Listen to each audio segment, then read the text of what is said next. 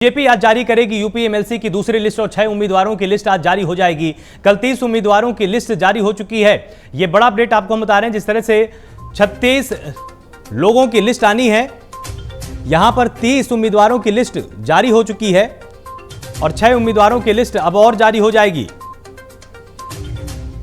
तो बीजेपी आज जारी करेगी यूपी एमएलसी की दूसरी लिस्ट और 6 उम्मीदवारों की लिस्ट आज जारी होने वाली। और अधिक जानकारी के लिए हमारे साथ ब्यूरो चीफ दिवाकर त्रिपाठी लगातार बने हुए। तो दिवाकर, आपसे समझना चाहेंगे, आज 6 लोगों की लिस्ट और आ जाएगी, तो आपको क्या लगता है कि लिस्ट के हिसाब से बीजेपी इस बार कितनी मजबूत आपको दिखाई दे रही है?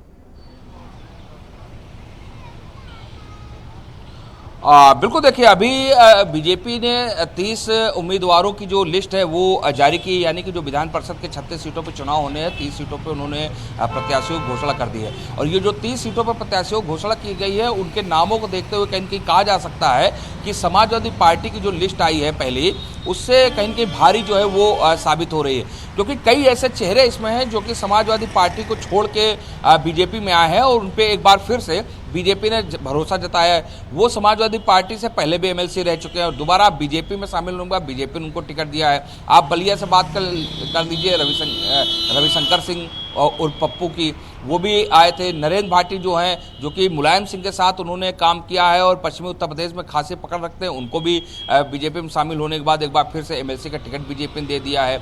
लेकिन इसके साथ साथ चंचल सिंह को बीजेपी ने टिकट दिया है। पिछली बार वो निर्दलीय चुन के आए थे।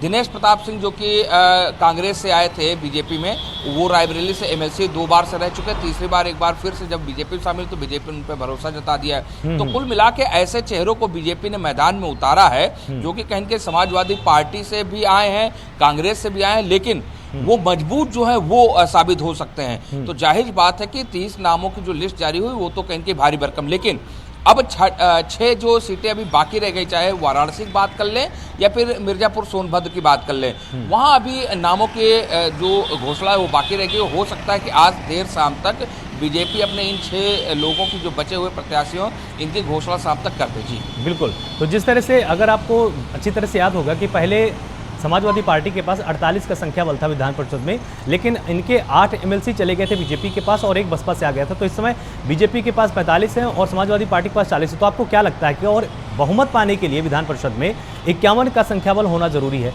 कौन सी पार्टी बहुमत के इस बार ज्यादा करीब पहुंच सकती है या बहुमत को हासिल कर ले?